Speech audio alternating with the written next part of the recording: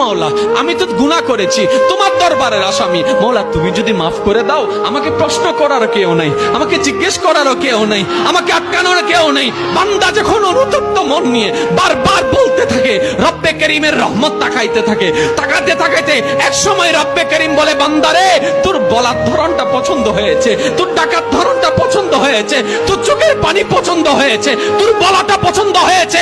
এবার মাওলা বলে, আমি তোর সারা জীবনের কত গুনাহ করছিস? বান্দা বলে, মাওলা 40,000 পার হয়ে গিয়েছে। কেউ বলে যে মাওলা পাহাড় পরিমাণ হয়েছে, কেউ বলে যে মাওলা আসমান পরিমাণ হয়েছে। এবার মাওলা বলে যে আমি মাফ করে দিলাম, আমি মাফ করে দিলাম, আমি মাফ করে দিলাম, আমি মাফ করে দিলাম, আমি মাফ করে দিলাম, আমার বান্দাকে আমি মাফ করে দিলাম। ফেরেশতা বলে, মাওলা এত বড় গুনাহগার, এত বড় আসামি, হাজার গুনাহগার, হাজারটা গুনাহ তওবা করেছে একবার, মাফ চেয়েছে একবার, তুমি মাফ করে দিলা, তুমি মাফ করে দিলা। রব্বে করিম বলে, মাফ করব না তো কি করব?